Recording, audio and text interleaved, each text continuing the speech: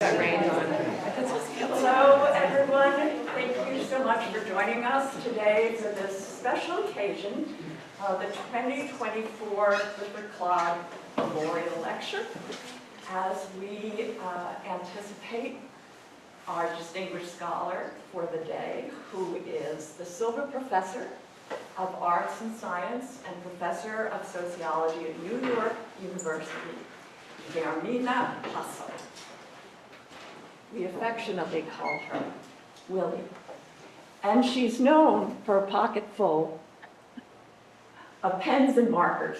The founding director of a methods workshop at NYU, a theory workshop at Iowa, director of research at the U.S. Select Commission on Immigration and Refugee Policy, principal investigator of the first National Longitudinal Survey of Immigrants in the United States, and chair of Too Many to Remember sections of the American Sociological Association, including theory and methodology and mathematical sociology. Professor Jasso regularly publishes her award-winning work in the top journals of our discipline. Now, I could go on. I could recite a long, long list of all of her accomplishments. Or I could say just a word or two about the remarkable woman who's going to speak to us. And I think I'm going to do the latter. By her own description, she has spent her life reconciling parallel worlds. Raised in a small town this side of the US border and Mexico, bilingual by age 6, receiving instruction in texts both sacred and scientific, learning about the connections between the visible and the invisible, and marveling at the magic of the world she encountered. She made her way as both part of and apart from the social worlds she encountered. She connected the catechism to the scientific method, believing that questions clearly posed and carefully worded could indeed be answered. Back and forth she moved, from universals to particulars, from rationality to passion, theoreticals to observation, and finally, from concepts and logic to the beauty of mathematical models. Her passion to do theory struck her in mathematical form, her words. And in her early work, as she developed her justice evaluation function, it really is all about justice. She asked of her model only one thing: draw me a picture of society. And that's exactly what she's done. All the rest, she will tell you all about. Please join me in welcoming this year's speaker, Professor Guillermina, Jasso.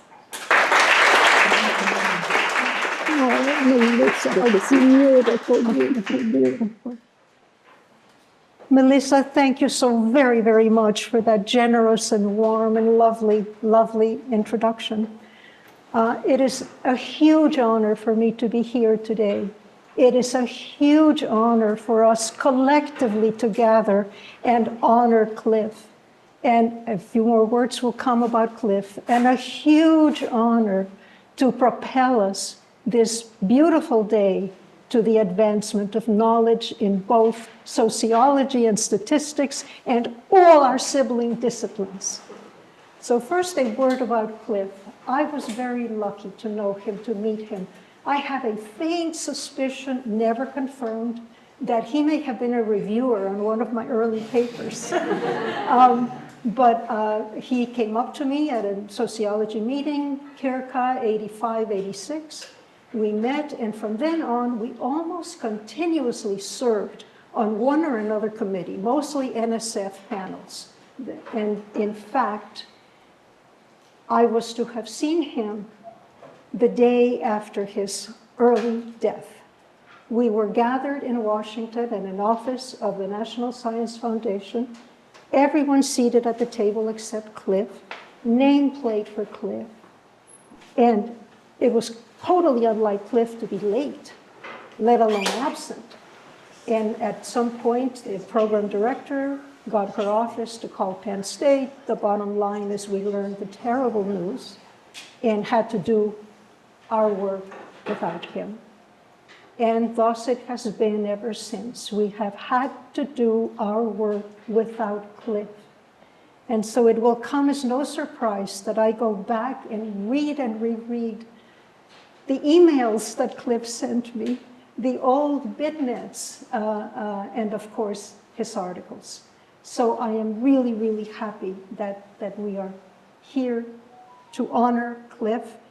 And the best way to honor Cliff is to go on with the work to which he was so passionately devoted. All right, I brought an enormous number of slides. That is my usual pattern. And then I skip a lot of them. And the reason I skip a lot of them is that I believe that you can both hear and read at the same time, and your eyes are doing their work, and these things are going on. So I'm not going to spend time with what's on this slide, but this is the fundamentals of what we all do. It, in some sense, began with Plato, but in another sense, it began with Galileo. And I will leave you there. I won't go over Galileo. There was a sociologist named James Coleman, and Cliff knew him and worked with him a little at the University of Chicago. Coleman wrote this in 1964. In the development of any science, two things are crucial: systematic empirical study and systematic conceptual elaboration. I interrupt you for one moment. I'm going to remove this banner from the top of the screen. And each of these requires its special tools. Now, this is something that not everyone believed then, that not everyone believes now. There are still those who think you can do theory without any method at all. Methods are only for empirical work. Not so. Methods are critically important for theoretical work.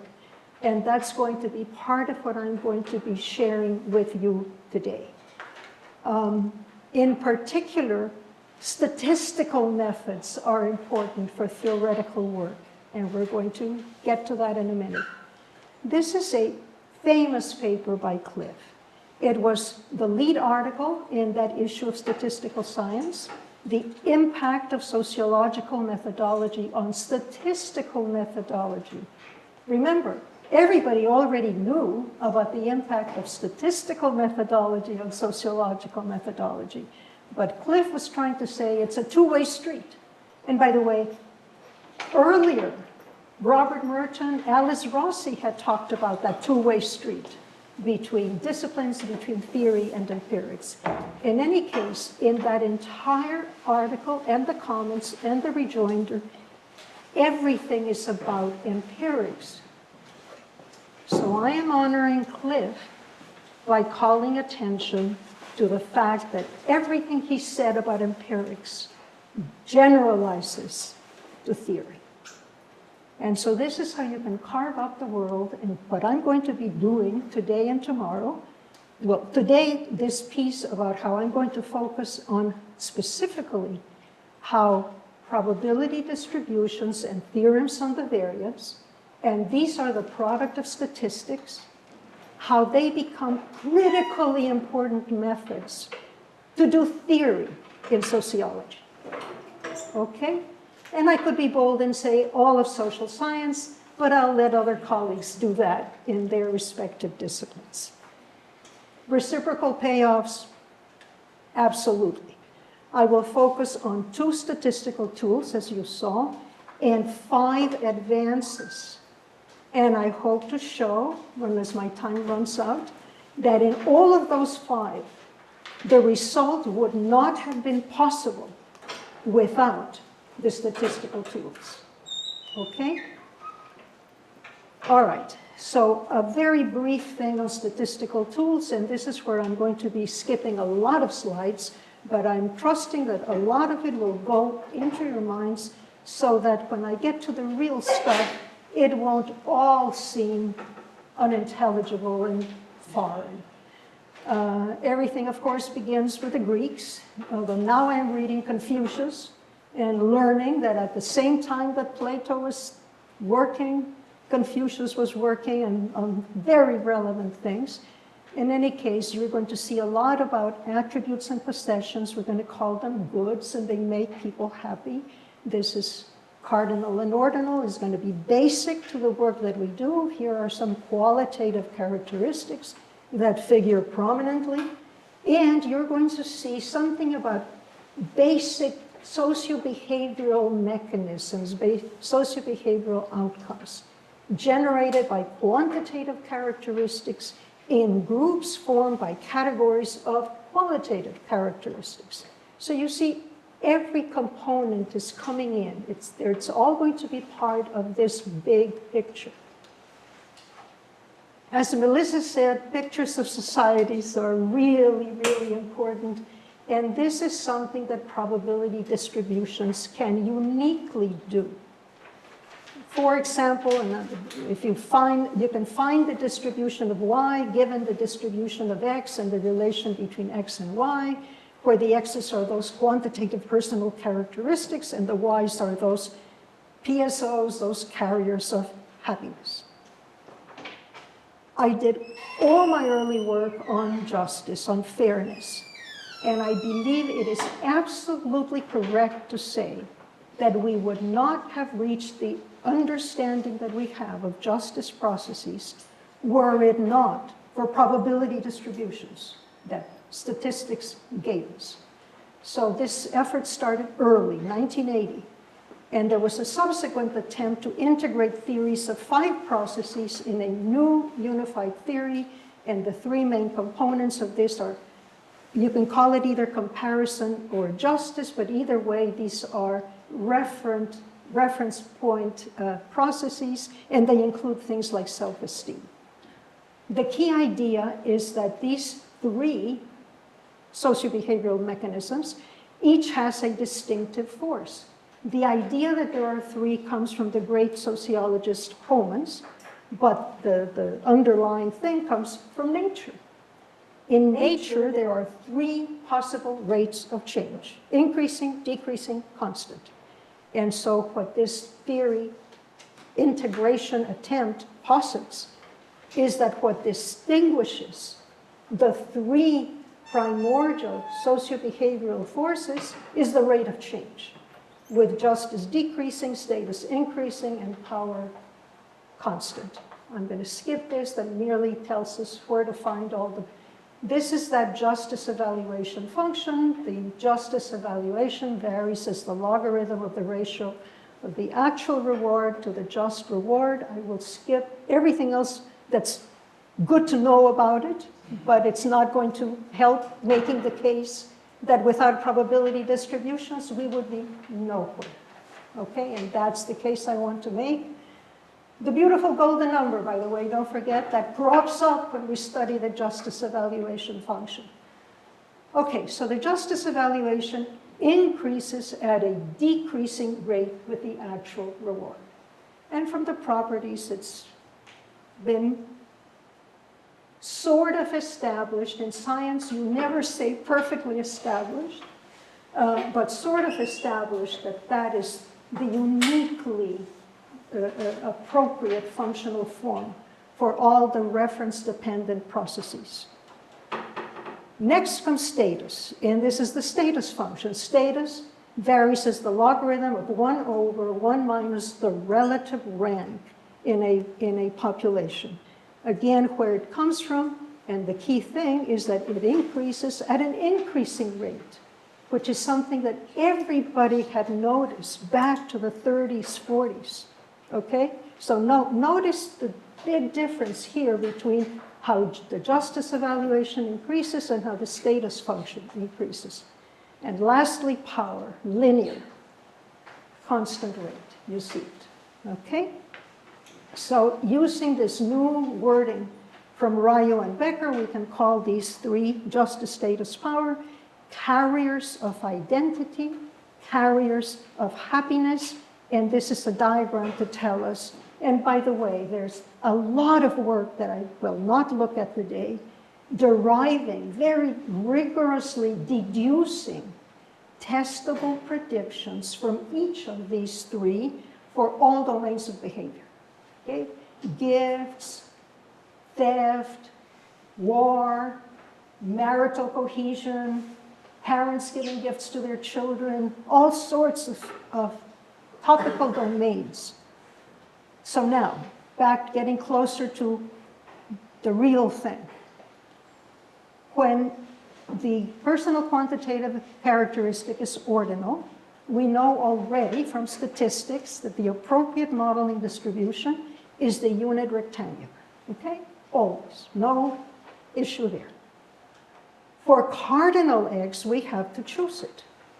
And it turns out that there's a class of distributions that has been long studied and about which Samuel Cox, who later, much later, became, and sadly near the end of his life, became my collaborator, a class that he and a colleague from Germany studied. We're going to use this class of mathematically specified continuous univariate two-parameter distributions. One of the parameters, the mean mu, the other, building on a long history, one that Sam and I proposed operates as a general inequality parameter. That means that every measure of inequality is a monotonic function of that parameter that we call C. Okay? This is, you know all this. We want to have all sorts of modeling distributions. Why? Because people's tastes change, because the world changes, because sometimes there's famine, because sometimes there are laws that put a maximum on income, such as during the Elizabethan period, Elizabeth I. And for starters, we always begin with these three distributions whose properties are widely known, okay? From statistics, widely used in engineering. The log normal, the Pareto, the power function. This is merely a page from an article with all their formulas and their graphs. So how is inequality between persons defined and measured? Everyone in this room hears or reads things about income inequality, all right? Well, these are only 5 or 6 of many, many measures, but they all purport to describe, to represent some aspect that is important about inequality. The best known from this set are the Gini coefficient by far, the Tile proposed 2 measures. It is now believed that the MLD is an extraordinary measure and superior to the Tile index, perhaps even superior to the Gini coefficient, but I won't go into all of those ideas right now. And then, of course, the Atkinson family, of which one measure is especially good. And then we like to look at the distribution of that outcome. For example, in this slide, the justice evaluation function in 6 ideal types, where the actual reward and the just reward can have distributions that are identical or different, and their association can be, as you see there, perfect positive or independent or perfect negative, and these are some theoretical results, and of course we have distributional results depending on the input distribution. So you can see that starting with the unit rectangular, the log normal, the Pareto, the power function, you end up with this panoply of magnificent distributions studied in statistics. The Laplace, the logistic, exponential, etc. So this slide summarizes that, for example, in the multiple good case, the justice distribution is going to be, as you see, an independent rectangular and a Pareto yield an asymmetrical Laplace. Independent rectangulars yield an airline. And then you see status distribution. In this case, remember the status distribution is going to be an exponential. I actually didn't show you that slide, but it's something that's been known for a long time. It's not new. If you have two independent woods, the distribution will be an airline. What about if there are two negatively associated woods? Well, this is one that I derived in 2001. I called it unnamed, and once Sam Kotz came on the scene, he said, it needs a better name. It needs a name. Even such and such people from such and such tribes give their children names before they are 6 months old. He wrote me in an email, and it turned out, eventually we called it the ring 2 exponential, and this is a general, simply to tell you the adventures of probability distributions in sociology. You see all of these that arise, that emerge. Now, because people care about both ranks and amounts, that layout gives rise to 5 types of societies. So we can, put in the 3 PSOs, justice, status, and power. Status only pays attention to ranks, but justice and power can have both materialistic forms and non-materialistic forms.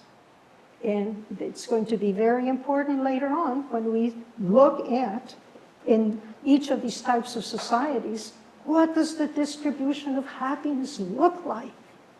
And what do the relations between subsets look like? And by the way, this idea of 5, that's an echo of Plato. Don't take it too seriously. Plato had something else in mind. But nonetheless, Plato thought there are 5 types of societies.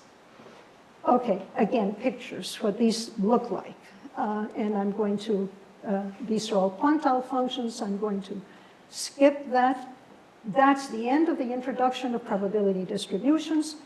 For applications of the theorems on the variance, extremely beautiful and elegant. All I need is 1 slide. And the basic idea that's going to turn out to be critically important for sociology is this idea that everyone in this room, probably, as I did, learned the basic theorems the first semester of freshman statistics and put it in modern language as the covariances among the inputs, xi, where the xi have finite variances, move from positive to 0 to negative, the variance in the outcome distribution y declines. Think of y as that justice or status or power or something else. And the examples that I'm going to give today have to do with wage. Second, as the number of inputs not perfectly positively associated increases, the variance in the outcome distribution y declines. So instantly you see that there's going to be ways that wage inequality can be moderated. And that's from statistics. That's the gift of the theorems on the variance. Okay, so we finished the tools. Now we want to look at 5 advances. The first one, connecting overall inequality and subgroup inequality. I'm going to begin with a little story.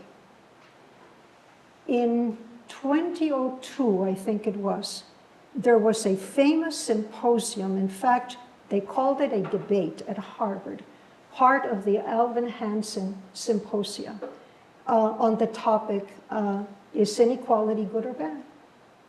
And the 2 chief speakers were Jim Heckman and Alan Kruger, sadly no longer with us, one taking one view, the other taking the other view.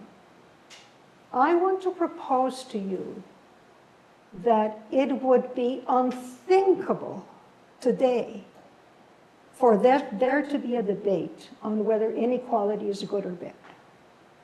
Moreover, I am going to propose to you that the reason it is unthinkable is that since then, since 2002, the connection has been made between two types of inequality. As you see at the bottom of this slide, inequality between persons and inequality between subgroups. At the time of that Alvin Hansen symposium, everybody was thinking about income inequality as measured by the Gini, for example, that's income between persons. There was already a large literature on what were called gaps. The gender wage gap, the race wage gap, the nativity wage gap. But these two had not been connected. And I want to propose to you, they would not have been connected without the aid of probability distributions from statistics. So, let's see. How is inequality between subgroups defined? I already said that. You see all the gaps, etc. So now how are we going to connect it? Well, the key thing is the highlighted. It turns out if you use probability distributions, both types of inequality are monotonic functions of the general inequality parameter C. The subgroup inequality is also governed by P. That's the subgroup split, like 25% in the bottom or 50-50, whatever. This means that as overall inequality strikes, the kind measured by the Gini, so does subgroup inequality. So when inequality strikes, it strikes on multiple fronts. In fact, not too long before that Hansen symposium, the economist invited to give the annual, very important lecture, the Ely lecture, Finus Welch, whom some of us knew from NIH panels and other places, his lecture was titled, "In Defense of Inequality." I propose to you that today no one would stand up and give a lecture titled "In Defense of Inequality," and that is because of the connection that was made between overall inequality and subgroup inequality, and that connection would never have been made without probability distributions. So probability distributions are the gift that statistics has given to all the other disciplines about understanding the way inequality works in the world. So that's the first of 5 examples where statistics is absolutely key. Polarization. Everybody talks about polarization. In this example, I'm going to be looking at 2 types of polarization. They both have subgroups. The subgroups are generated by a qualitative characteristic like race or sex. In one type, the subgroups are internally homogeneous, and in the other, they are internally heterogeneous.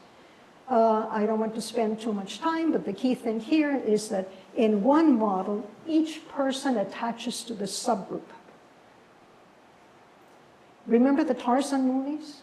I like to think of this as me immigrant, me native, okay? Or me man, me woman, okay? That's the internally homogeneous. In the heterogeneous type, some persons attach to the subgroups and others do not. New subgroups emerge consisting of individuals attached to their subgroup plus one mixed subgroup, okay? So, we need a new vocabulary. This happens all the time in science. So the example that I'm going to use now is racial segregation. 2 pre-existing subgroups, blacks and whites. The first one, everyone attaches to their own racial subgroup, and relations between the races vary with distance between the subgroups. In the second, some identify as black, some identify as white. And some blacks and whites are colorblind, okay? That's the key thing here. So now we're ready, we do the math. We're going to take these cases, the censoring point P, dividing the two subgroups. We obtain formulas, blah, blah, blah. We obtain first partial derivatives so that we can interpret what the formulas are telling us. And here are the results. For type 1 polarization, it depends on whether the population cares about justice or status or power. Because things are going to be different, right? Because we know that the rates of change are different in the basic function. Whether the population cares about cardinal, ordinal, or both kinds of goods. If cardinal goods, their distributional shape. Are they log normal, Pareto, power function, something else? In the inequality in the distribution and the valued cardinal goods, and in the proportion in each subgroup. This, I'm not going to go over this slide because it basically tells the same story applied to the Justice Society. This also tells the same story applied to the Status Society. And there's some further predictions that, again, in the interest of time, I'm going to skip, but what I will not skip is the pictures. Because the pictures tell us, panel A, upper left-hand side, that's the case where the people care about an ordinal good, and it's a justice society. So notice how, in this case, conflict between the two subgroups decreases as the proportion in the bottom subgroup increases, okay? In the case of a cardinal good that is log normal, top right, we have 2, and in the other graphs we also have 2, because now inequality is in the mix, because now these distributions have a measure of inequality. And for log normal, the fascinating thing is that this relation is, as you can say, roughly U-shaped. And by the way, this is basically saying that conflict between the two subgroups is at its lowest when the proportions in the two subgroups is equal. Footnote, that was Rosabeth Moss Cantor's famous finding in Men and Women of the Corporation, that relations between men and women are better when there's half and half, half of each. And then you see the world is complicated. Things are different in the Pareto case and different in the power function case. Now, some of you know that in that rectangular case is a special case of the power function. So without saying any more about that or confusing, you can see that the basic shape is the same for panels A and D. What's the takeaway here? That distributional form matters. It matters a lot for understanding what is happening. And remember, theory is only the first step in our understanding of the real world. We need the empirics to follow. So here is the same basic slide, except this time we've added other societies. The status society, which behaves in one particular way, the power society in another way. So you see all these kinds of slides, all right? Again, it makes a big difference, not only whether cardinal or ordinal things are valued, but also whether the people in general care about justice or status or power. That basically says the same thing in different colors. So that was polarization of the first type, starting with this internally homogeneous setup.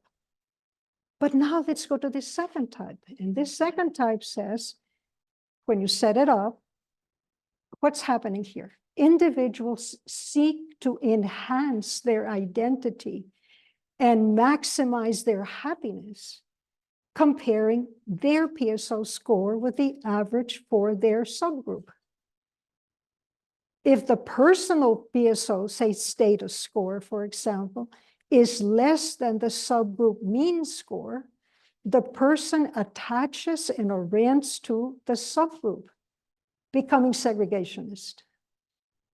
But if the personal PSO score exceeds the subgroup mean score, the person becomes blind to subgroup, becoming integrationist. And this basically shows I don't want to spend too much time, but you can see the vertical line separates the two subgroups. So there are different proportions in these examples. The horizontal lines are the average. And so you can see at once, each individual is on the curve, okay? And so this model says, this individual wants to maximize their score. And so if they stay on the curve, are they above or below their subgroup average? If they're below the subgroup average, they're not going to think of their own personal score. They're going to think of their subgroup score. You know, my people, I mean, this is what we score. And so that's what's giving this model its energy. So what are the results? The higher ranking from each subgroup are integrationists. The lower ranking from each subgroup are segregationists. And the proportions segregationists and integrationists depend on subgroup relative size, valued goods, distributional form of cardinal goods, and the PSO, justice, status, or power. And then from that, you can draw all kinds of pictures. You can have all sorts of results. Well, one thing you immediately want to know is, in a given society, is there an integrationist majority? Well, this graph gives you the answer, and this is for 4 justice societies. This does not give you the answer for status, but you can see that if the top line is, the top curve is integrationist, it means that a majority of the population are integrationist. In this layout, the only societies with an integrationist majority are the ones that value an ordinal good, say beauty, or say nobility, or tennis playing skill, and the power function, the ones where the valued cardinal good is power function distributed. These tend to be the ones where there's a maximum income, for example, okay? So this gives you that answer right there. And then you can, the same data for one of those societies, for the Pareto society, you can display it a different way. And here again, you see that if income is Pareto, if the cardinal good is Pareto, the mixed group, that is the black and white integrationist group, never hits 50%. And you can see at what point the highest proportions are white or black. All right, this slide goes on and it ties up all of that and says you can calculate all these different kinds of interesting, important, possibly quantities that are valuable for understanding specific empirical phenomena, okay? And the only other thing of interest to say here is that in this second type of polarization, unlike the first, in the materialistic regime, when something, a cardinal good like income is valued, there is no effect of inequality. It vanishes. Remember, in polarization of the first type, it did not vanish. The greater the inequality in the good, the greater would be the hostility between the two groups. All right, so that's the story for probability distributions. We've gone through 3 advances, basically. And so now we want to see how theorems on the variance are going to help us understand wage inequality. So we're going to set up 2 distinct wage models. In the first one, the wage is the weighted average of the wage recommendations made by n wage setters. I know you already know where this is going, but let's go through this. There are many, many areas in the real world in which there are wage setters and there are people making recommendations, and it happens even in faculties. So that's the first model. In the second model, the wage is a function of the worker's characteristics, like schooling, experience, performance, non-cognitive skills. Right? So two distinct models. In the first one, this lays out the end. You already saw the end wage setters, they are workers. The final wage distribution is the average of the recommended wage distributions. So there are two main analytic results for that first model. And you know what they are. As the covariances among the wage setters' recommended wage distributions, where these have finite variances, move from positive to 0 to negative, the variance in the final wage distribution declines. Inequality declines. Okay? And the second, as the number of wage setters not perfectly like-minded increases, the variance in the final wage distribution declines. Put simply, the greater the number of wage setters and the greater the diversity of thought, the lower the inequality. That leads you into a whole new territory of empirical questions that I won't. But let's go quickly to the second wage model. And this, by the way, this has been the standard model for empirical work ever since Jacob Mincer. All right, so we're talking a very serious model. The wage is set in each workplace unit, workplace-specific rules, etc. Analytic results, you know what's coming. We're going to go right to the put simply. Workplace units that reward many characteristics, where the characteristics are not perfectly positively associated, we will have less inequality than workplace units that reward only one or two characteristics. Very, very simple. All right, so I've come to the end. 2 tools, 5 advances, and my time is up. I look forward to your comments and questions. Thank you very much.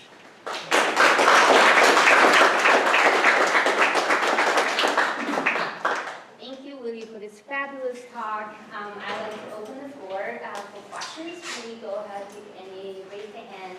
If I see questions on the webinar, I'll read it. The floor is open.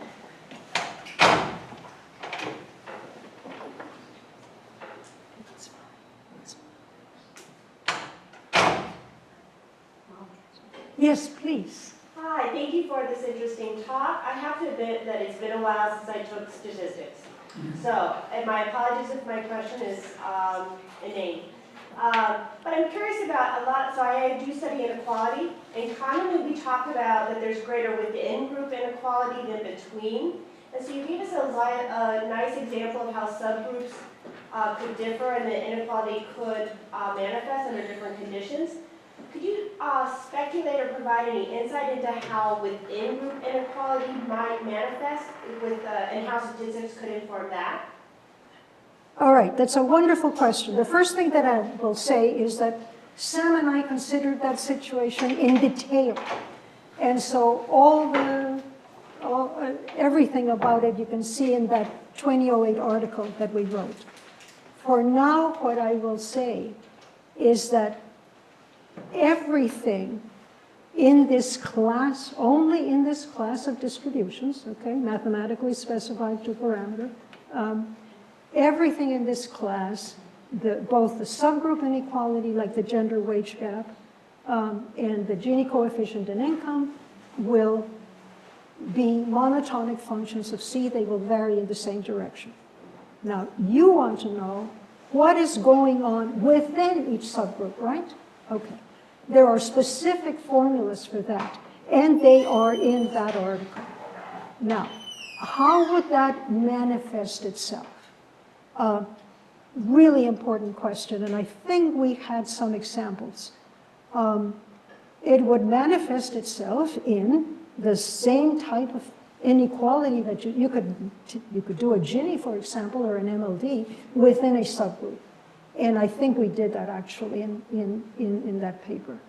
So we know they exist. Now, what is not generally appreciated is that there's a wide range of really different kinds of situations. Let me give you a couple of examples.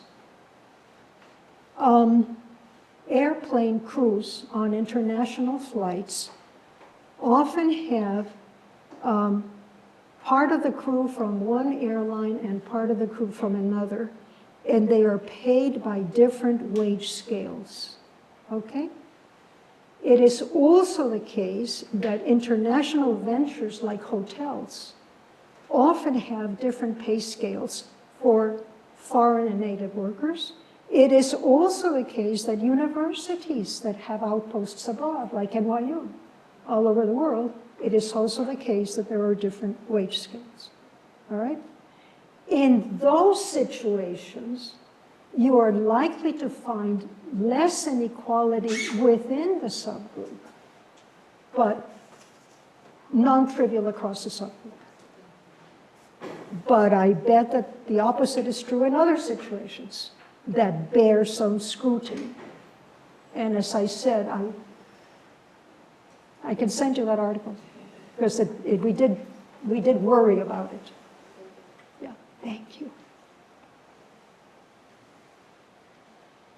Yes. I just have one question. So now in this talk, you from my understanding, mainly use statistical probability distributions to kind of derive theory and like implications.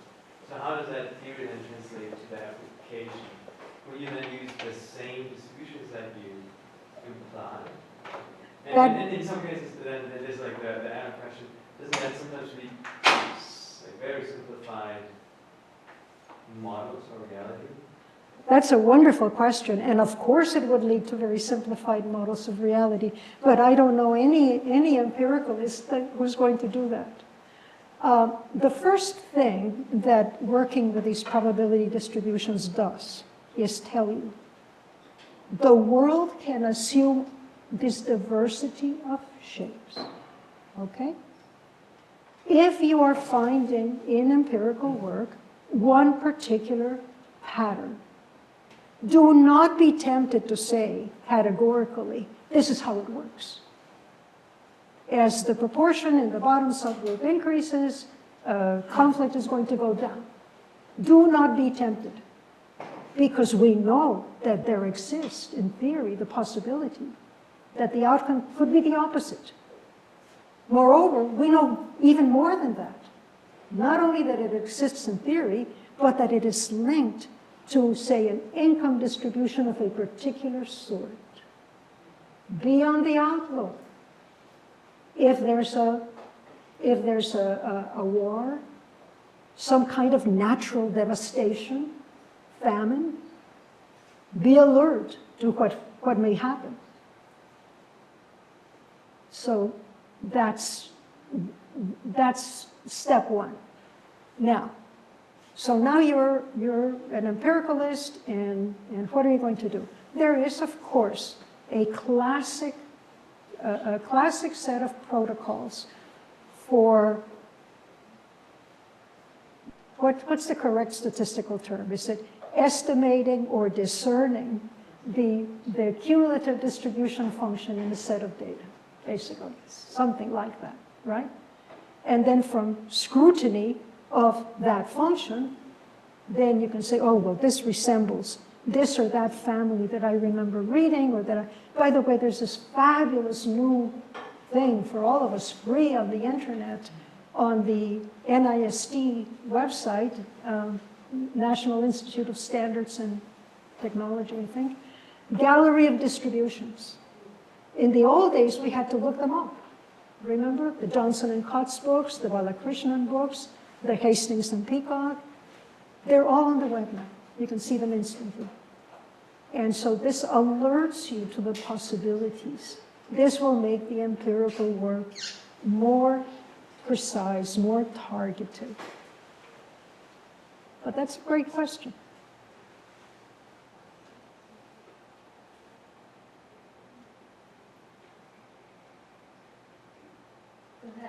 Okay, I'll do it. because, so I'm a little nervous to ask this because it's like somewhat thought out. But so, just thinking back to the Coleman quote that you had about the importance of conceptual models. So I'm thinking about when you have something that is pretty strong conceptually, so like the concept of health, but that can either be measured from a more objective standpoint, like income, if you look at like the distribution of people's blood pressure or something like that, or you could measure it more subjectively of how do you think your health ranks compared to your neighbor. But it is part and parcel to the same overall concept. So, but from my understanding from this, you would be looking at two different types of distributions based on how you're measuring it. That's wonderful, and the answer is yes, and that's fantastic. And that's why it is so important to have the situation in hand of multiple goods. I showed you what happens when there are two goods in the case of status. And you remember that slide with all those different kinds of distributions? Some of them arise from multiple goods. So absolutely you can work them in. Absolutely, and that's very important to do.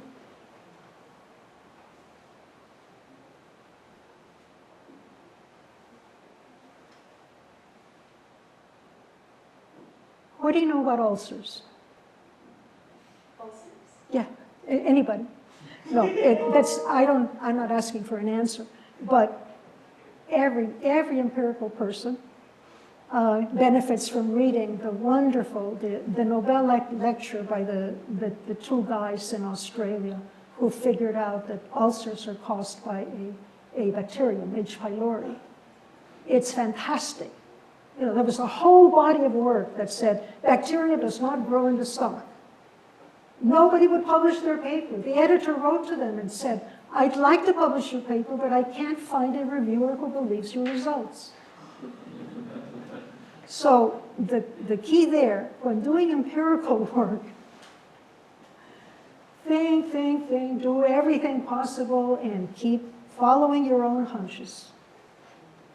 People tell you that's crazy. Bacteria, just remember, hang on your wall. Bacteria do not grow in the stomach. Generations of students in medical school were asked that question. It was known, it was standard knowledge. Overturned.